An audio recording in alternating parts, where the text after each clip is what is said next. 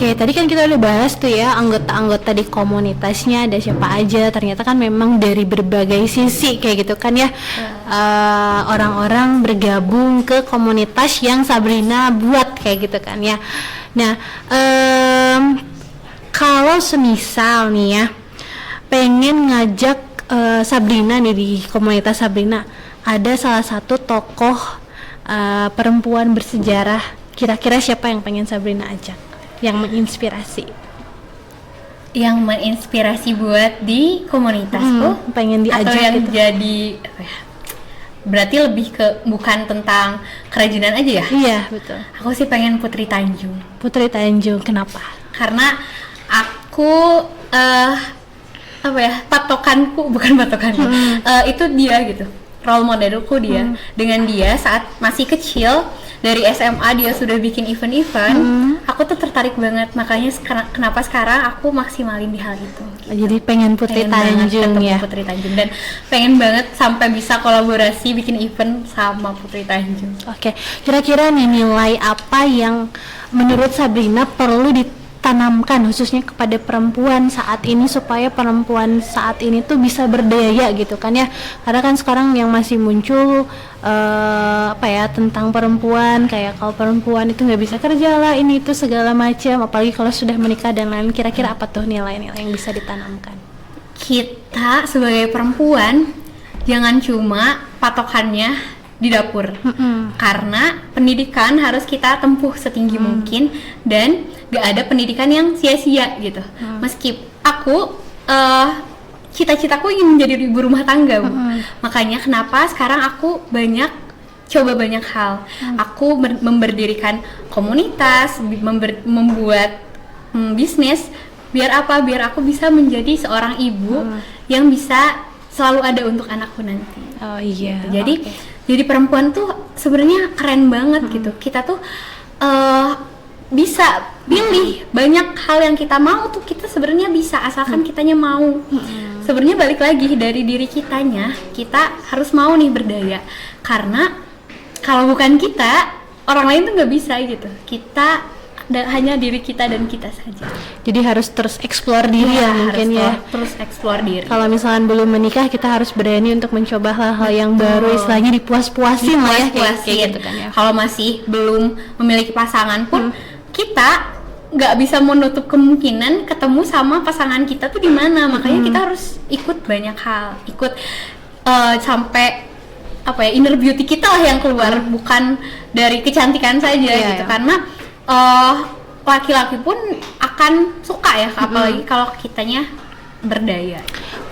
Ya, apalagi kan komunitas ini kan bukan hanya untuk perempuan yang belum menikah saja mungkin ya, tapi masih bisa berlanjut terus continue gitu kan ya, untuk kalau misalkan Sabrina udah menikah dan lain, mungkin lebih seru lagi kan ya komunitasnya banget. Jadi tambah terkait dengan perkembangan anak, mungkin nanti di dalamnya bisa nanti ngerekrut dan lain-lain kayak gitu ya. Kebetulan banyak sekali ibu muda yang ada, dan ibu-ibu muda itulah yang suka nawarin, ada kegiatan nggak? Aku mau bantu gitu. Karena mereka pun merasa di ruang membenang tuh ajang mereka buat healing dan ajang mereka buat menambah skill. Iya, produktif dari gitu, sana.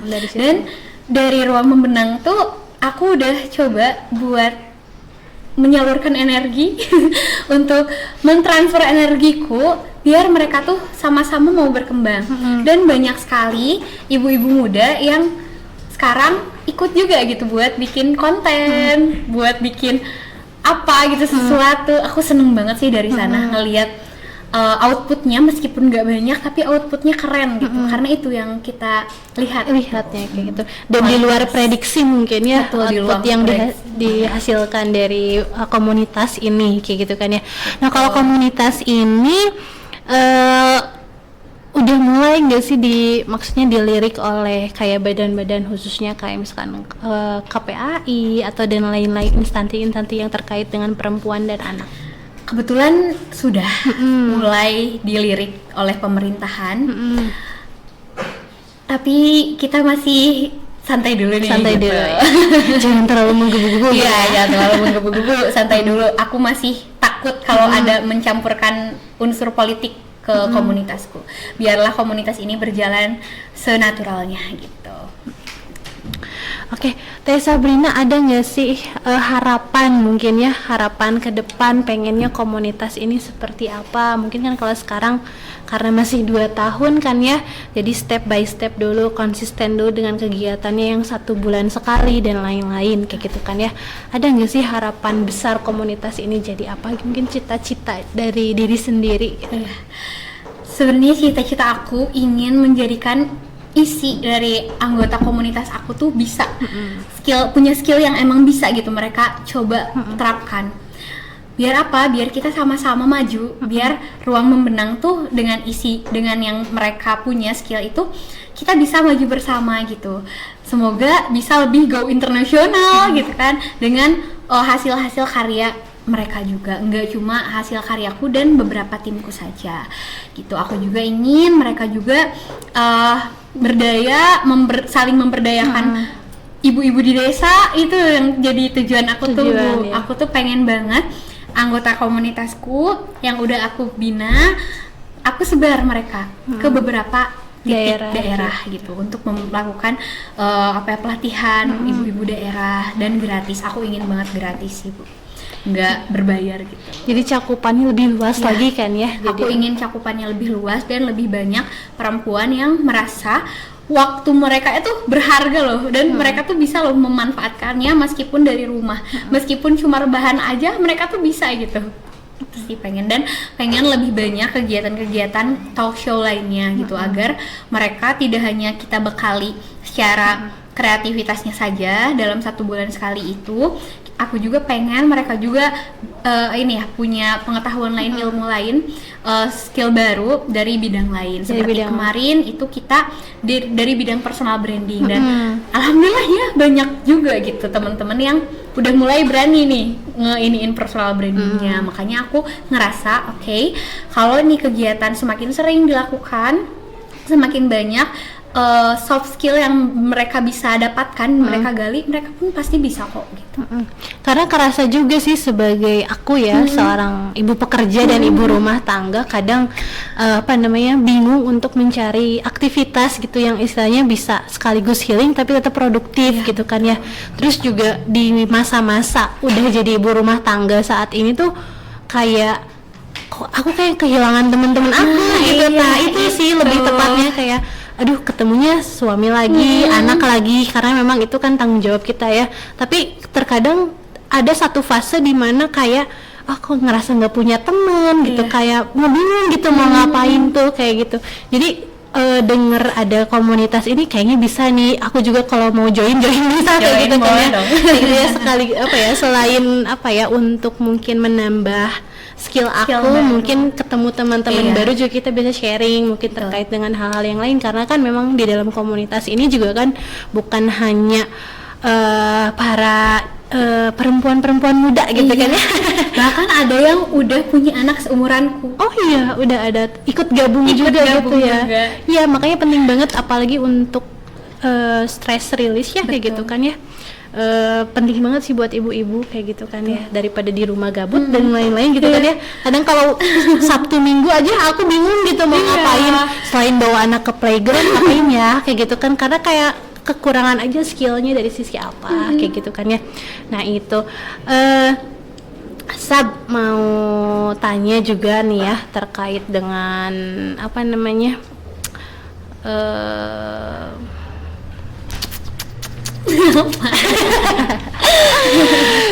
ini terkait dengan nanti ke depannya ya.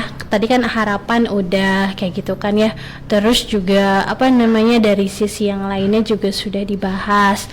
Nah, kalau Sabrina sendiri menciptakan lingkungan yang positif di dalam komunitas itu gimana sih caranya agar tetap komunitas itu sesuai dengan arah jalannya dan lain-lain gitu.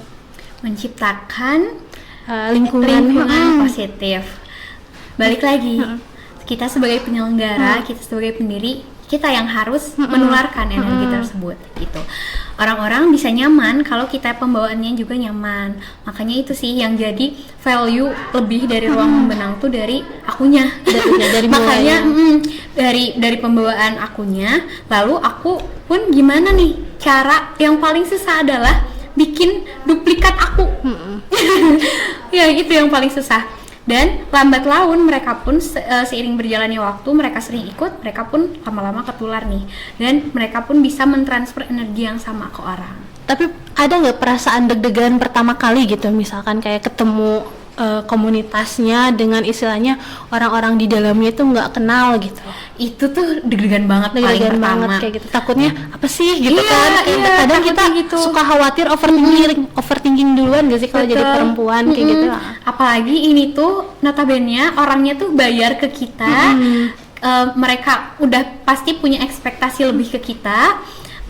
Dan mereka pun pasti mau nih ada sesuatu yang baru. Makanya sebelum aku buat itu pertama kali yang aku lakukan adalah ikut workshop orang lain dulu, ikut kegiatan orang lain dulu. Agar apa? Agar aku tahu plus minusnya gitu. Makanya kerjaan aku ke luar kota tuh buat itu, buat cari tahu, buat survei dulu. Oke, aku pas ikutan acara A, aku merasa seperti ini, berarti apa yang harus aku lakukan ketika aku buat gitu sih. Jadi memposisikan diri dulu kita sebagai peserta. Betul. Kayak gimana supaya kita bisa ngerasain kalau yang nyaman tuh kayak gini dan lain-lain kayak gitu kan ya. Gitu. Makanya itu jadi pembawaanku, sampai aku tuh gak nyangka banget bisa-bisanya nih peserta workshop notabene orang yang bayar, yang harusnya mereka tuh mendapatkan kesempatan fasilitas sebaik mungkin. Kemarin workshop aku kemarin diadakan 2 hari setelah aku keluar dari rumah sakit. Mereka yang kayak ngebantu, kayak oke, aku bantu ini ya, aku bantu beresin, aku bantu ini. Mereka tuh udah sangat kekeluargaan gitu. Mungkin karena bawaan dari akunya juga yang suka ngedengerin mereka cerita. Jadi di luar kegiatan pun mereka suka cerita-cerita di DM, kayak kalau di Instagram kita suka balas-balasan story, nggak putus tuh. Jadi emang itu tujuan awal dari Ruang Membenang. Aku ingin membuat ruangan atau wadah yang isinya itu mengumpulkan orang-orang hebat dan tak terputus. Oke, luar biasa sekali, tepuk tangan buat Oke, kemarin juga aku sempat lihat kan ya, selain kegiatan dari merajut juga ada kayak apa ya, lagi yoga gitu. Iya. Itu kegiatan apa? Itu komunitas baruku. Karena aku udah ngerasa oke, aku ternyata seneng nih, aku punya passion nih di bidang komunitas. Dan temen-temen tuh ngerasa, ih jangan kerajinan terus, aku tuh pengen hal lain gitu. Atau ayo ini bikin itu. Terus kemarin itu jadi sebuah transisi. Aku menggabungkan antara mindfulness ya, yoga dan kegiatan Ruang Membenang. Jadi di sana aku cari peluang, aku survei nih, oke gak kalau kita buat komunitas lain yang isinya memang difokuskan untuk mindfulness, seperti yoga, trekking, main ke alam, berkebun. Jadi nggak bosen gitu ya komunitasnya kayak gitu. Jadi aku buat komunitas baru yang dimana dari awal pun aku sudah bersama partner. Kalau Ruang Membenang kan aku sendiri banget ya. Kalau sekarang aku sama partnerku dari SMA. Dia PK-nya, aku OSIS-nya. Dia sekbid aku sekbid 8, dia PK pokoknya dia tuh yang ngawasin aku. Jadi aku tuh udah tahu gitu. Jadi kita bareng-bareng bikin si komunitas baru untuk mindfulness, namanya bisikrasa.id. Kayak gitu. Kalau fokusnya ke aman tuh, kalau fokusnya ke si mindfulness itu. Si mindfulnessnya, jadi mungkin healing lah ya, healing yang tanpa kita bikin apa-apa lah itu mah. Tanpa bikin apa-apa. Jadi tetap itu mah 2 hal yang berbeda ya, terkait dengan hal yang berbeda. Itu. Oke, gitu. Itu lebih ke yang gitu-gitu sih, mindfulness. Oke, siap. Kemarin menarik banget, selain dari merajut juga ada kegiatan yang mindfulness. Itu tuh ngapain? Jadi penasaran gitu kan. Selalu tertarik dengan konten-konten yang gebrakan Sabrina yang bikin kayak gitu sampai nggak bosan gitu nontonnya kayak gitu kan ya di Instagram tuh. Jadi kalau ada story ini langsung buka kayak gitu, karena suka gitu lihat-lihat yang kayak gitu, karena positif banget gitu kan ya. Jadi kayaknya nggak akan istilahnya ada konflik atau apa gitu di dalamnya tuh, karena orang-orangnya sudah satu frekuensi dan satu rasa gitu kan ya. Jadi positif banget, enak kayaknya untuk menjalaninya, enjoy dan lain-lain. Oke, Sab, kayak gitu. Anak-anak, ada games ini teh. ada games apa tuh namanya? Apa tuh? Deep dive katanya, deep dive. Jadi ada games katanya, Sab. Anak-anak pengen bertanya dari games ini. Nanti di sini sistemnya ada 10 kartu, betul ya? Ada 10 kartu. Nanti Sabrina silahkan pilih salah satu kartu, lalu silahkan jawab pertanyaan yang ada di kartu tersebut. Siap nggak? Oke, siap. 10 kartu, 10 pertanyaan. Satu aja. Oh, satu aja. Oke, gitu. siap. Padahal siap semuanya juga. Semuanya. Masya Allah, tabarakallah ya. Emang orangnya ekstrovert parah. Kayak gitu ya. Ditambah kinestetik lagi, jadi nggak bisa diem banget. Aku tuh nggak bisa diem. Aku juga kinestetik, jadi udah aja nggak bisa diem. Apalagi kalau belajar tuh pasti mundar mandir dan segala macam, harus ada yang bergerak kayak gitu ya. Oke. Ini kartunya udah ada 10 kartu. Jadi games kita namanya adalah Deep Dive. Jadi Sabrina silahkan memilih salah satu kartu yang ada. Di sini di dalamnya berisi pertanyaan-pertanyaan yang Sabrina jawab kayak gitu kan ya. Jadi mangga, boleh kita kocok dulu ya. Kayak gitu. Oke. Satu aja, bener? Oke, baik kalau kayak gitu. Siap. Silahkan. Kayak main apa ya? Boleh Sing satu. deh. Oke. Apa tuh pertanyaannya? Saat di sekolah, mata pelajaran atau guru siapa yang paling berkesan buat kamu di sekolah? Ada cerita unik? Banyak banget. Boleh deh diceritain sedikit. Tapi kayaknya yang bikin jadi titik balik aku sih Pak Cecep ya. Karena dari awal tuh, jadi katanya di kelas Pak Cecep tuh kita ada apa ya, istilahnya pampir dulu tuh. Lupa lagi, inget gak Bu? Iya, pernah dengar, pampir ya? lupa lagi. Terus kalau di kelasnya si Bapak tuh kita nggak boleh bilang, hah?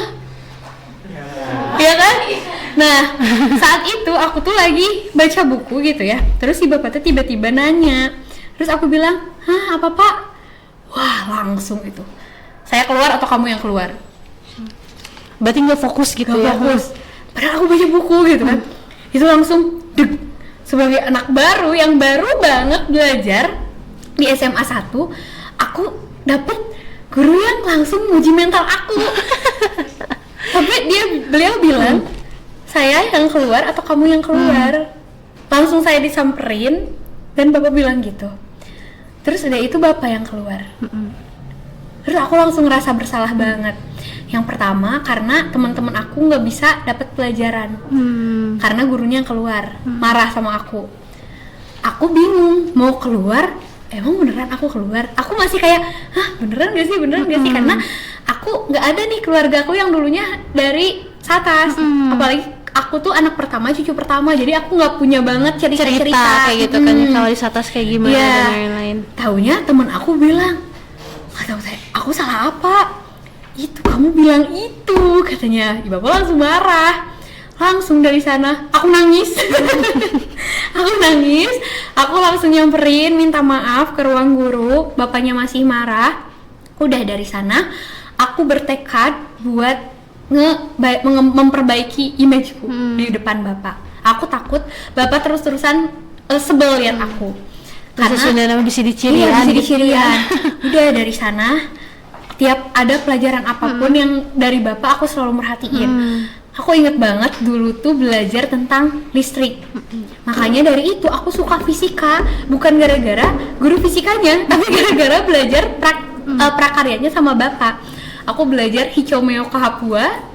Itu kode dari apa itu tuh? Dari om apa ya? Lupa kok aku anak fisika. Resistor. Kode dari resistor. Aku dari sana jadi tahu, aku jadi suka, oh ternyata fisika tuh menyenangkan ya kalau misalnya prakteknya gitu. Terus bikin apa, itu dari Bapak. Prakarya emang bener-bener penting banget menurut aku. Terus setelahnya lanjut ke yang bikin tas. Itu tuh bikin tas dari makrame. Nah dari sana emang ternyata aku kan punya bakatnya nih dari kesenian.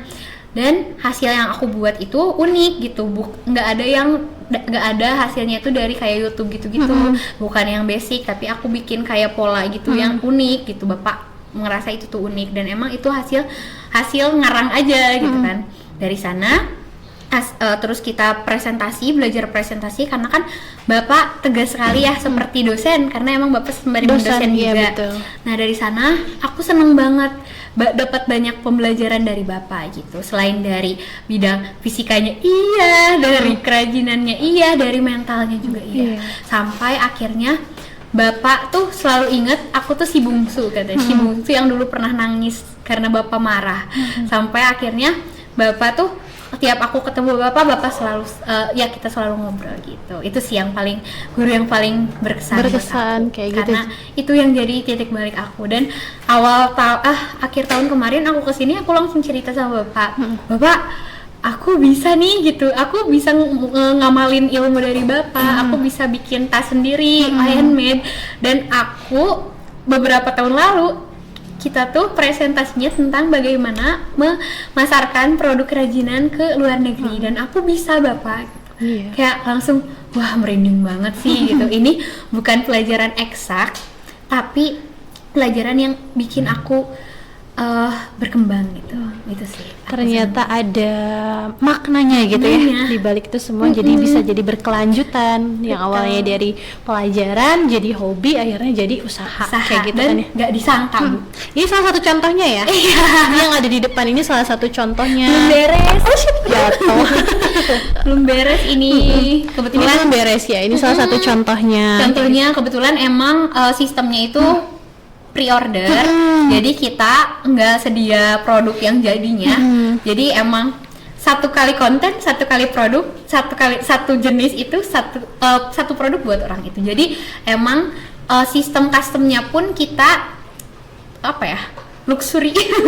Jadi emang harganya enggak murah, tetapi value yang kita berikan itu sepadan dengan mereka bikin sendiri, mereka request sendiri apa yang mau mereka buat, ukuran dan lain-lainnya, dan sampai mereka bisa request, Kak aku gak mau ada orang yang sama. Itu bisa. Oh iya bisa kayak gitu. Makanya itu yang jadi value. Dan itu tantangan juga nggak sih ya? Itu tantangan banget. Setiap aku bikin, aku belum pernah bikin.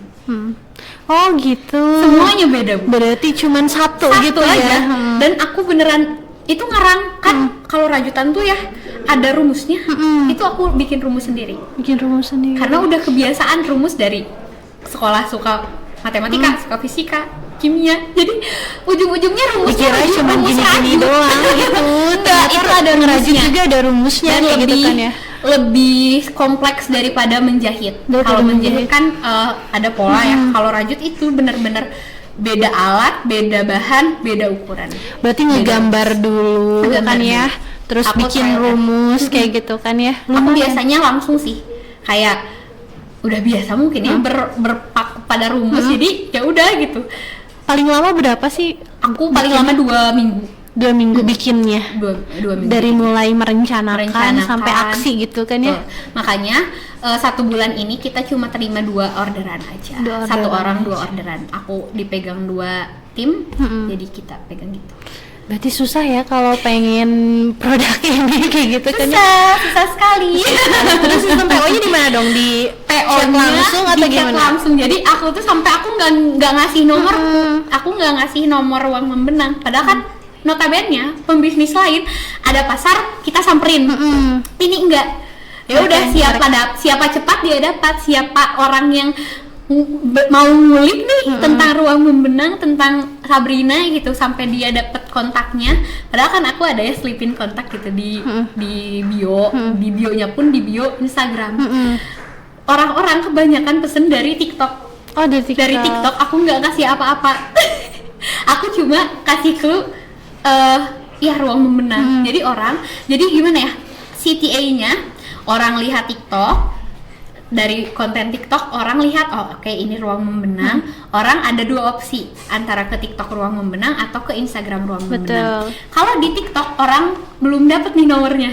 Jadi orang kalau udah sampai ke Instagram, orang baru dapat nomornya. Kalau udah dapat nomor, oke, dia yang lebih punya kesempatan buat bisa dapat. Pinter juga caranya ya. Jadi kesana kena kesini kena gitu kan ya. Kesana kena kesini kena. Jadi orang bisa nyampe ke Instagram pribadiku, orang bisa nyampe TikTok pribadiku, orang bisa nyampe, pokoknya bener-bener luas gitu ya. Jadi pinter banget. Jadi itu teh ilmu yang istilahnya nggak bisa didapatkan kayak gitu ya, harus dari pengalaman dan lain-lain. Jadi ternyata luas banget ya. Maksudnya bukan hanya dari sisi mungkin kita marketingnya aja ya untuk penjualan ini, tapi dari sisi yang lainnya juga, kayak harus ngerumus, desainnya pun ada ya, terus nge-brandingnya kayak gimana, dan itu tuh perlu ilmu yang bukan hanya bisa dipelajari 1-2 hari kayak gitu kan ya, dan bahkan sampai sekarang pun masih belajar kan ya, kayak gitu ya. Masih belajar, selalu belajar. Aku tuh prinsipnya gini Bu, aku ingin menjual barang yang bervalue dan bernilai. Barang yang bervalue dan bernilai tidak akan mudah didapatkan. Makanya brandingan Ruang Membenang selain workshopnya susah ditembus, produknya juga susah digapai. Waduh, sulit sekali. Tapi insya Allah kita bakal ada kolaborasi. Kita mau kerjasama untuk bunga rajut itu bakal ready di Hagia Floris. Hagia Floris, oke, berarti kolaborasinya sama Hagia Floris. Insya Allah akhir tahun, Hari Ibu. Suka gemes gitu kalau aku tuh ngelihat yang estetik kayak gini tuh, kayak tadi pas ngelihat tas yang itu yang satu, ini lucu banget. Aku bilang itu kayak mau. gitu, enggak, Nanti aku buat. ada Kalau ada waktu ya. Aku beli aja, nggak usah. Lucu banget asli kayak gitu, karena kan susah gitu dari sisi buatnya dan lain-lain segala macamnya. Berarti oke, kembali lagi tadi kita ke pertanyaan. Banyak banget ya. Guru yang berkesan, Pak Cecep ya gitu ya. Jadi memang ada makna dari kejadian itu yang istilahnya membuat Sabrina sampai di titik ini. Ada nggak guru lainnya mungkin? Bu Nok kayak gitu. Oh, tadi dengar katanya kalau sama Bu Nok suka jadi asistennya Bu Nok katanya. Aku tuh. Jadi aku yang suka meriksa ulangan, aku yang suka ibu tanya kayak, ibu tadi gimana ngajarnya, ibu jadi ibu yang suka nanya kayak aku minta pendapat gitu sih. Evaluasinya tuh dari aku justru gitu. Wah, nilainya gede-gede jangan-jangan? Enggak. Aku sendiri ya, aku bilang ibu yang berkesan kayak gitu. Tapi ibu yang paling kayak berkesan banget buat aku. Bu Nok dan Pak Cece, berarti luar biasa sekali ya kayak gitu. Oke, satu lagi boleh? Oke, kita masih ada satu games lagi, satu kartu lagi buat Sabrina. Kayak gitu, walaupun masih kangen sih sebenarnya, pengen ngobrol-ngobrol lebih banyak banget, nggak bisa berhenti nih aku. Oke, satu lagi ya. Oke, boleh diambil, silahkan. Nah, hal tak terduga apa paling spontan atau tak terduga yang pernah kamu lakukan? Gimana rasanya? Maksudnya gimana? Hal terduga apa yang paling spontan atau tak terduga yang pernah kamu lakukan? Gimana rasanya?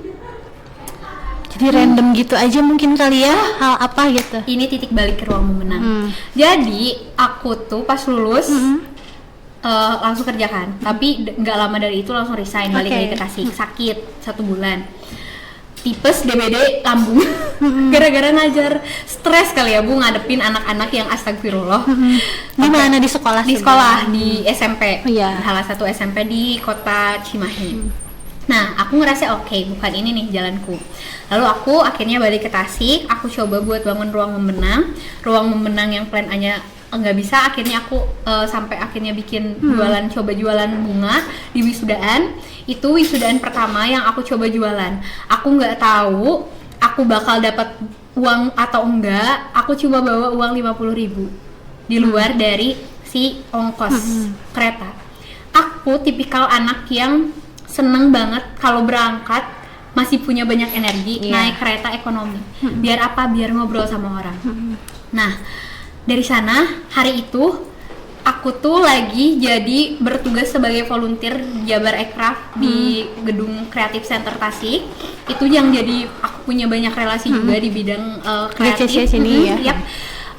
Aku kenal banyak pembisnis Tasik juga dari sana.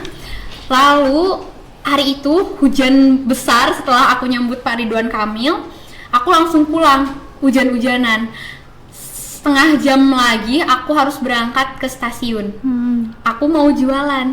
Aku belum tahu jualan aku bakal laku atau enggak. Dan itu pertama kali aku jualan. Danusan pun aku nggak mau. Aku nggak ada passion jualan. Aku tuh nggak bisa banget jualan. Kecuali yang waktu itu kewirausahaan. Aku bisa. Tapi aku ngeyakinin diri kalau Ruang Membenang nggak punya nggak punya hal lain yang terobosan lain, gebrakan lain, ya udah bakal gitu-gitu aja, stuck di situ aja. Itu inget banget bulan Februari aku nekat ke sana, ke Bandung. Buat apa? Buat jualan di wisudaan. Aku bawa satu keranjang piknik isinya bunga semua dan belum selesai karena aku sibuk. Aku bikin daun di sana. Dan aku udah bikin plan, oke, kalau misalkan ini aku ongkos pun dari Ruang Membenang gitu ya. Aku berarti harus bawa sesuatu buat Ruang Membenang. Kalau semisal daganganku nggak laku, aku harus dapat hal lain. Aku harus ngonten. Itu pertama kali aku ngonten. Aku nggak punya HP yang proper. Aku pakai Android yang biasa, yang burem. Tapi aku udah mau ngonten. Aku catetin. Oke, dari mulai berangkat. Dari mulai pagi hari sebelum berangkat, aku udah catetin sampai aku dapat 5 plan konten, enggak 5 sih, hampir 10 sebenarnya, banyak banget pokoknya plan konten. Itu pertama kali aku konten. Aku bikin 10 plan konten dari Tasik sampai Bandung, dari Bandung pulang lagi. Aku harus punya stok setidaknya kalau misalkan aku nggak kejual. Nah, itu pas aku mulai di konten gini masuk kereta aku ngonten, aku dadahin si keranjang piknik aku. Ada seorang bapak di depan aku, kan ekonomi depan-depanan ya. Beliau nanya, bawa apa kak? Katanya gitu kan. Ada apa? Katanya gitu. Bukan ular. Kok ular? Katanya. Ya soalnya anak saya punya gitu tempat ular katanya. Enggak pak. Oh iya, konten kak katanya gitu. Iya, pertama kali. Maaf ya pak, kata Wate kalau mengganggu. Oh iya nggak apa-apa, sok aja semangat katanya gitu. Terus aku ngerajut. Pas ngerajut si bapaknya lihat. Itu bener-bener kejadian yang keduga banget sih bu. Kayak si bapaknya lihat. Bikin apa katanya? Bikin daun. Hah? Ngapain bikin daun deh? Ya pak, soalnya saya tuh mau jualan. Kata aku teh isinya bunga rajut, tapi belum pada pakai daun semua. Oh jualan tuh ngerajut loh gitu kan. Terus si bapaknya kayak ngobrol. Aku takut juga sih awalnya. Tapi aku ngerasa bapak ini pasti bapak yang baik. Kenapa? Karena aku ngelihat setiap ada orang yang keluar dari si gerbong, kan pintunya ngebuka ya. Iya. Nah si bapak tuh selalu bantu buat nutupin lagi. Dan udah 5 kali balik si bapak itu tuh bulak-balik nutupin. Dari sana aku berkesimpulan, oke, bapak ini orang baik.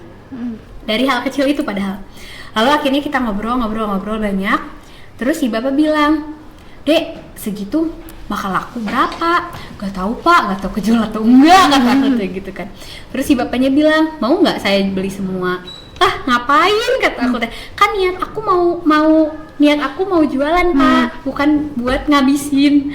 Niat aku buat dapat pengalaman, bukan buat ngabisin jualanku. Kalau aku, terus kata bapak teh, aneh banget ini anak katanya. Orang mah jualan niatnya buat habis. Ya kan ini pertama kali pak, kata aku teh. Pertama kali, emang masih kuliah, udah lulus pak kebetulan, tapi aku lagi cari jati diri nih, gitu kan gitu. Oh jurusan apa? Ngobrol lah ya, kita manjang sampai akhirnya si bapak tuh mesen. Aku bilang, kamu nekat banget katanya gitu. Ya pak nekat banget pak, tahu nggak sebenarnya saya belum tahu pulang pakai apa. Kok gitu? Saya nggak bawa uang sama sekali pak. Orang tua saya nggak ngasih apa-apa karena mereka belum ngizinin aku buat jualan. Aku tuh emang ditentang banget sama keluarga. Aku cuma punya modal berangkat doang, makan juga nggak tahu harus gimana pak. Minimal ini kejual buat bisa nutupin makan deh sama buat pulang. Aduh, katanya gitu kan. Ayo saya beli ya semuanya ya. Enggak pak, gak mau. Aneh banget ini anak katanya gitu kan. Ih pak, saya udah punya konten nih ini teh mau konten gini. Kalau sekarang laku semua, saya langsung pulang. Gak punya pengalaman. Ya udah deh. Si bapaknya bilang gini, kalau kamu saya yakin kamu sekarang belum siap 100%. Tapi kalau kamu yakin, insya Allah jalannya akan panjang. Itu yang sampai deg gitu. Sampai sekarang aku yakin hal itu. Itu sampai, dan si bapak tuh nanya gini, Dek, kamu happy sama yang kamu jalanin sekarang? Happy pak. Kamu happy sama hal yang gak jelas gini? Happy pak. Ya udah, kalau kamu happy dan kamu yakin akan ada di sana, itu kamu jalannya pasti panjang. sampai bisa di titik ini yang luar biasa. Itu bener-bener selalu menjadi cerita yang aku kasih tahu. Dan bapaknya tuh nggak mau ngasih nomor. Bapaknya tuh jual mahal, Bu.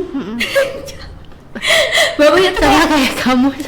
Dan di akhir setelah si rajutan si bapak pesen topi, karena aku cerita gitu, bapak pesen topi. Ya udah deh, si bapak ceritakan punya hewan. Aku bilang, kalau bapak suka hewan berarti bapak punya kucing dong. Aku mau nggak aku buatin kucing.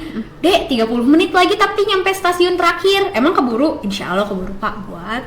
Akhirnya bapak beli kan. Pas mau beli bapak bilang, Dek, bapak nggak punya uang. Boleh nggak bapak nganjuk gitunya?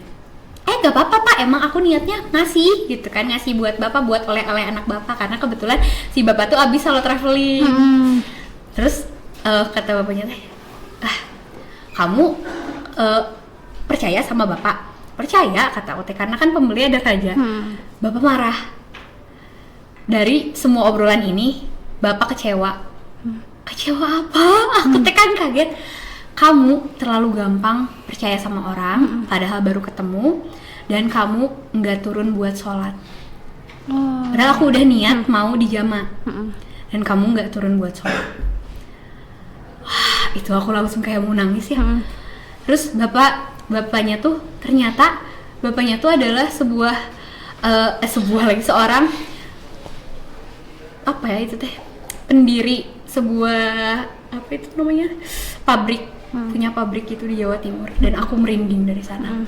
Bapak liatin foto-fotonya, aku percaya gitu ya, dan akhirnya bapak bayar. Bapak ngeluarin uang segepok ya Bu. Aku kayak kaget banget.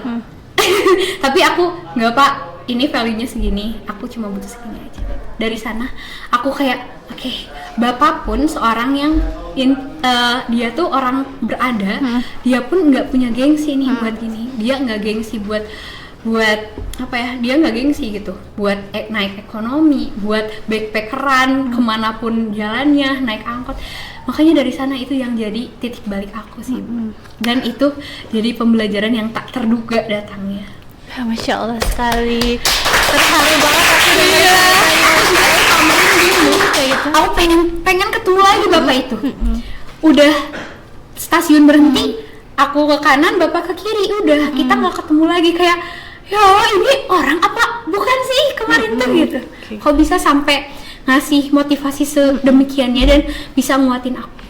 Pelajaran hidup nggak harus datang dari bisa datang dari mana aja gitu kan ya, maksudnya Masya Allah sekali. Dan itu tuh suatu keberuntungan gitu kan ya, ketika kita di sebuah perjalanan lagi di titik istilahnya kita bingung dan istilahnya nggak percaya sama apa yang akan kita lakukan, tapi ternyata Allah ngasih jawaban lewat perantaranya itu. Kayak gitu kan ya. Makanya aku nggak mau menutup diri dengan aku kalau lagi ketemu orang, aku nggak mau menanggapi orang tersebut. Aku tetap mau menanggapi orang tersebut selagi aku yakin pada Allah gitu. Aku dilindungi selama perjalanan.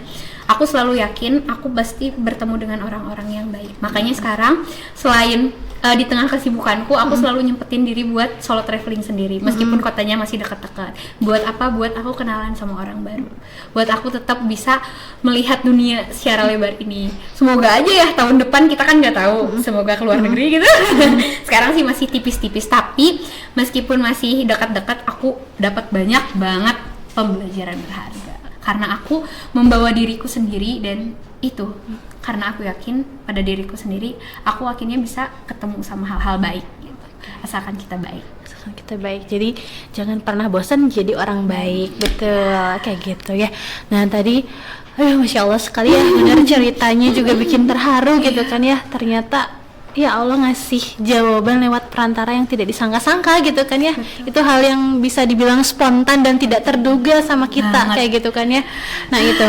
Nah selama 2 tahun ini ya Sab, kan tadi udah cerita terkait dengan ya titik baliknya, titik suksesnya dan lain-lain. Tapi belum kayak gitu. Mudah-mudahan amin. Udah tapi proses. Tapi sejauh ini kagum sih ya, aku bangga sama Sabrina gitu bisa sampai ada di titik ini, sampai bisa istilahnya bermanfaat untuk orang banyak kayak gitu ya. Alhamdulillah, mudah-mudahan terus lancar ya segala keinginannya, harapannya dan lain-lain kayak gitu.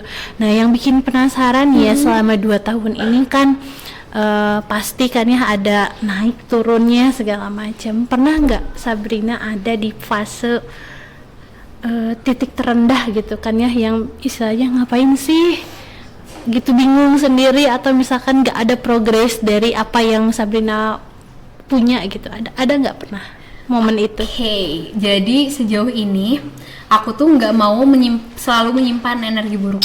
Kayak aku tuh emang dari awal Bu, per akhir Desember ada yang namanya yearly plan. Jadi aku buat plan selama 1 tahun mau ngapain. Aku rinci lagi jadi quarter plan. Jadi setidaknya, seminimalnya aku bisa mencapai 1 target setiap 3 bulan gitu. Dan itu yang bikin aku ngerasa, oh ternyata aku bisa nih. Bukan yang aku ngerasa, waduh ternyata banyak banget yang aku belum checklist, berarti aku gagal nih. Nah, aku lebih ke percaya afirmasi positif. Kalau kita lebih banyak ke memancarkan energi yang positif. Kalau kita tetap positif nih sama diri kita sendiri, insya Allah gitu. Meskipun kita belum tahu ya apakah yang kita lakukan ini udah bener atau enggak, tapi insya Allah jalannya panjang gitu. Dan emang pasti pernah banget kok gitu buat ngerasakan kayak down. Tapi ya udah nikmatin aja gitu. Kalau aku lagi ngerasa down, aku nangis kok gitu. Aku juga nangis kok.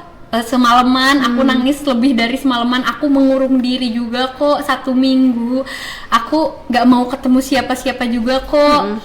Tapi kalau terus-terusan gitu mau jadi apa gitu, tetap balik lagi. Jadi kalau lagi merasa sedih ya udah nikmati dulu sedih kamu, karena itu nggak akan selamanya. Dan lebih banyak warna daripada gelap. Alhamdulillah kayak gitu. Berarti memang secara tidak langsung target yang kamu buat juga sebagai pengingat, mungkin ya, reminder buat kamu bahwa ketika misalkan kita lagi ada di titik terendah, lihat ke belakang apa yang udah kita capai, betul kan ya, kayak gitu. Nah, jadi luar biasa sekali. Belum tentu aku mah bisa kayak kamu padahal usia lebih tua, tapi merasa kosong aja gitu. Tapi ngobrol sama Sabrina jadi banyak pengetahuan yang didapatkan kayak gitu. Oke, ada nggak sih pesan-pesan khusus mungkin ya untuk kita sebagai perempuan gitu, khususnya di luaran sana, mungkin ada pesan-pesan yang ingin disampaikan sama Sabrina? Oke, menjadi perempuan itu istimewa sekali. Karena dari kecil kita udah harus dituntun sama orang tua kita. Ketika kita sudah besar juga kita ada pasangan kita yang menuntun kita. Makanya kenapa enggak kita maksimalkan kesempatan ini gitu. Makanya janganlah kita menutup diri dengan kemungkinan-kemungkinan yang ada. Di zaman sekarang ini banyak sekali peluang yang ada. Sayang sekali kalau kita nggak manfaatkan. Kalau misalkan alasannya mau di rumah aja, banyak kok kegiatan yang bisa dilakukan di rumah aja. Kalau misalkan alasannya nggak punya waktu, setiap orang punya 24 jam yang sama. Itu balik lagi gimana kita mau menjadi seperti orang yang seperti apa gitu. Kalau kita ya gitu balik lagi harus punya tujuan sih, dan tujuannya jangan muluk-muluk. Insya Allah kalau misalkan kita yakin, insya Allah nggak jadi sebuah hal yang mustahil buat kita dapat. Jadi tidak ada alasan untuk tidak produktif. Betul ya, walaupun kita sebagai perempuan hanya di rumah aja gitu. Tapi kalau kita mau mengembangkan diri dan lain-lain, untuk istilahnya mengembangkan soft skill kita, menambah value yang ada di dalam diri kita, bisa kok sebetulnya kayak gitu. Bisa banget, asalkan kita mau ngatur waktunya mungkin ya, dan segala macamnya terkait dan mau berubah, mau ambil resiko. Karena kan pasti setiap resiko setiap yang kita ambil ada risikonya. Kalau kita misalkan mau nambah kerjaan nih, pasti ada waktu yang terenggut gitu. Balik lagi sih, di rumah aja tuh bukannya nggak enak banget. Setahun kemarin aku di rumah aja kok, dan banyak sekali hal yang aku dapatkan karena banyak banget waktu yang aku punya gitu. Jadi harus tetap produktif ya teman-teman ngopi dimanapun, khususnya perempuan, kita bisa hebat, kita bisa kuat gitu ya. Jangan sampai terbatas ya, Jangan sampai terbatas. karena keadaan, Karena kita tuh makhluk privilege kalau perempuan. Jadi gimana tuh maksudnya? Iya, kita ada orang tua yang bisa ngebimbing kita, ayah kita, dan kita akan punya pasangan nanti, dan kita punya anak. Itu sangat jadi sesuatu yang privilege kan untuk kita. Kita nggak akan selalu sendirian kok. Istimewa. Kayak gitu. Oke, Sabrina, kita udah panjang lebar nih ya. Banyak banget. Banyak ya, alhamdulillah nggak kerasa banget ya waktunya ngobrol-ngobrol sama Sabrina. Ini kan tadi kalau latar belakang pendidikan kan S1 pendidikan fisika, betul kan ya? Yang notabene kalau misalkan gelarnya sarjana pendidikan berarti jadi seorang guru gitu kan ya. Seorang pendidik kayak gitu kan ya. Tapi ternyata bukannya nggak mau sih ya Sabrina itu, tapi mau banget tapi belum siap. Mungkin ada kejadian di masa lalu yang istilahnya wah capek banget gitu kan ya. Luar biasa sekali ya dengan istilahnya perkembangan anak-anak sekarang ya. Peralihan fasenya dan lain-lain, pasti itu kalau dibilang suka ada takutnya, deg-degannya dan lain-lain, pasti sama aku juga gitu kan sebagai seorang pendidik. Nah cuman kan tadi waktu sharing session juga cerita kalau Sabrina itu sempat ngerasa salah jurusan. Nah ini nih biasanya yang istilahnya jadi permasalahan di anak-anak kayak gitu kan ya, di anak-anak kita di SMA kadang ada ya ketika sudah lulus hal kecil aja jurusan IPA IPS kayak gitu kan ya, banyak sekali fenomena anak-anak ini terpaksa masuk IPA entah karena biar luas bahasanya, tapi ternyata endingnya ketika proses seleksi masuk perguruan tinggi negeri itu, karena aku guru BK sih ya jadi tahu banyak yang linjur nih dari lintas jurusan ke IPS, ada yang ke hukum, ada yang ke manajemen dan lain-lain kayak gitu kan. Kadang itu menimbulkan kecemburuan tuh ya di antara anak-anak IPS. Kalian mah IPA aja, ngapain harus ke IPS? Apalagi kalau di proses seleksi kan ya, itu kan jadi nambah saingan gitu kan ya. Nah terus juga selain fenomena itu ada juga nih alumni kita mungkin yang ketika awalnya kuliah pengennya ke sini, udah masuk ke situ, setelah dijalani di pertengahan jalan udah semester 3 ataupun 4 ternyata berhenti tengah jalan karena ngerasa salah jurusan. Nah menurut Sabrina tanggapannya seperti apa tuh terkait dengan hal itu kayak gitu kan ya, kalau misalkan menemukan situasi seperti itu tuh gimana kita untuk survive kayak gitu ya, dengan istilahnya ya udah jalanin dulu aja tapi kita bisa belajar hal yang lain dan lain-lain kayak gitu, gimana itu tanggapannya? Oke. Katanya kalau dari penelitian tuh ada ya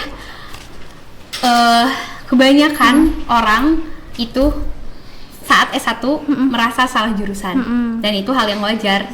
Karena semau apapun kita sama jurusan tersebut, ada aja masanya kita merasa salah jurusan. Dan nikmatin aja. Kenapa hal itu bisa terjadi? Karena kita belum mengenal diri kita sendiri. Berarti saat sekolah kita pulang explore. Kalau sekarang kan banyak banget ya Bu, kayak tes-tes gitu. Saya juga suka ngetes anak gitu, buat tes potensinya apa, potensi kecerdasannya apa yang disebut MIMO selain MBTI. Lalu ada tes Riasek juga yang banyak banget yang tersebar gitu sekarang fasilitasnya. Menurut aku teman-teman sebelum akan lebih jauh nih memilih saat sekolah harus udah tahu dulu potensinya tuh apa, kalian tuh tipikal anak yang seperti apa, cara belajarnya seperti apa, kamu tuh emang cenderungnya yang seperti apa, itu harus kamu tahu dulu. Kalau misalkan udah terlanjur, nggak apa-apa gitu, karena semua orang pasti akan merasakan salah jurusan kok. Jurusan yang dia mau pun pasti ada tuh masanya gitu. Jadi ya udah santai aja gitu. Kita itu makanya aku ada nih yang mau aku buat buat project mulu perasaan. Jadi awal tahun insya Allah atau pertengahan tahun depan aku mau launching ini juga platformnya apa, konten juga di Instagram. Tadi udah kita spill namanya belajar bermakna. Fungsinya buat apa? Di sana aku mau lebih sharing tentang kalau belajar itu nggak cuma saat itu kok, belajar harus di jurusan itu juga gitu kan ya. Belajar belajar fisika saat ini aku bisa manfaatin di dunia kerajinan. Aku bisa manfaatin fisika dari segi psikologi. Aku bisa manfaatin ilmu dari fisika ke bisnis. Jadi sebenarnya semua ilmu itu sama. Semua ilmu itu cuma sebagai tools aja. Kamu cenderung anak yang lebih mengerti apabila dijelaskan dengan IPA kah atau dengan sosum kah gitu. Jadi selebihnya itu tuh di sekolah tuh ya Bu, yang aku mulai pahami sekarang itu tuh sebagai gimana cara kita bisa survive menghadapi dunia luar nanti. Mungkin bisa dari sisi belajarnya yang dirubah atau gimana. Kalau misalkan memang ngerasa diri sosum banget, berarti ya MIPA-nya harus gimana gitu kan ya. Jadi tetap aja karena aku yakin nih semua orang pasti akan ngerasa salah jurusan, tetap kalian harus tanggung jawab kalian tuh harus kalian tuntaskan. Jangan sampai kalian berhenti di tengah jalan. Kalau kalian emang mampu dan diperbolehkan untuk pindah, ya it's okay pindah, tapi itu bukan jadi hal yang bukan jadi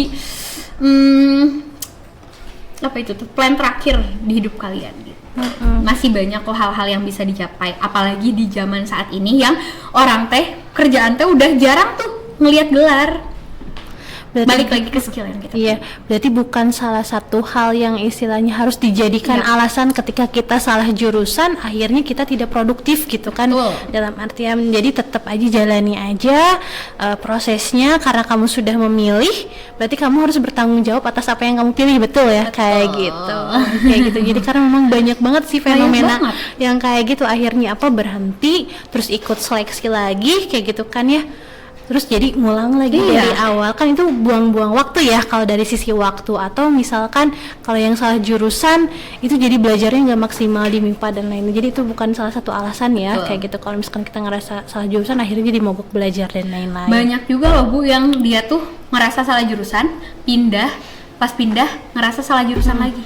Ada yang kayak banyak gitu banget, itu temenku banyak sekali, dan sampai akhirnya dia putus sekolah, nggak dilanjut kuliahnya. Nah makanya itu pembelajarannya di situ, kita harus konsisten sama apa yang sudah kita pilih dan kita jalani untuk diselesaikan tanggung jawabnya gitu. Sabrina, tepuk tangan buat Sabrina. Banyak banget tadi ya udah disampaikan terkait dengan pesan-pesannya untuk seluruh perempuan yang ada, lalu juga untuk siswa-siswi atas kayak gitu kan ya. Berarti dengan kondisi istilahnya salah pilih jurusan pun bukan berarti itu mematikan langkah masa depan kita untuk terus berkembang dan lain-lain kayak gitu ya. Jadi kita harus terus bisa survive, harus bisa konsisten, harus bisa tanggung jawab atas apa yang sudah kita pilih kayak gitu kan ya. Jadi tidak ada alasan untuk istilahnya mogok belajar atau apapun itu, walaupun istilahnya kita bukan berada di tempatnya kayak gitu kan ya. Jadi belajar bisa dari mana aja, tapi insya Allah sih walaupun ada istilahnya ilmu itu tidak ada yang sia-sia gitu kan ya. Jadi pasti ada hal yang bisa diterapkan untuk kita ke depannya walaupun istilahnya kita tidak terjun di dalam bidang tersebut gitu mungkin ya, kayak gitu ya. Jadi jurusan tuh sebagai keretanya aja tapi belajar dari yang lainnya juga bisa.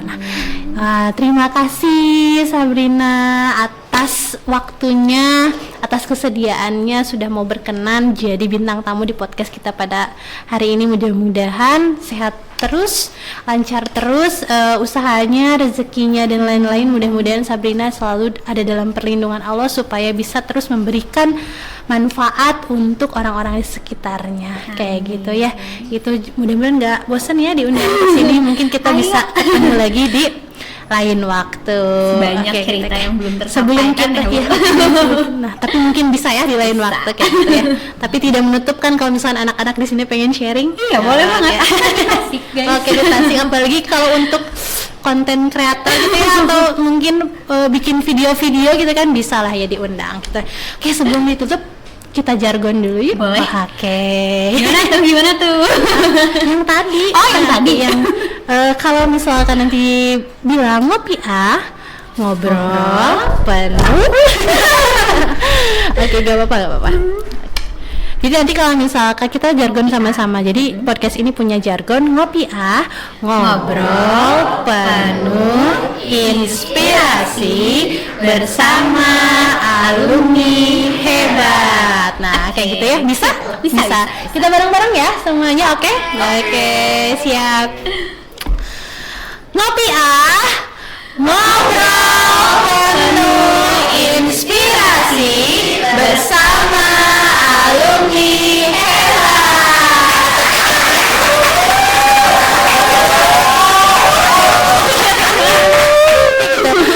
Oke, teman-teman Ngopi alhamdulillah kita sudah selesai di segmen atau episode Ngopi bersama Teteh Sabrina, alumni hebat dari SMA Negeri 1 Tasikmalaya kita ini gitu ya. Mudah-mudahan sehat selalu ya Teh ya. Terima kasih atas kesediaannya. Sampai berjumpa lagi di podcast Ngopi episode selanjutnya. Bye.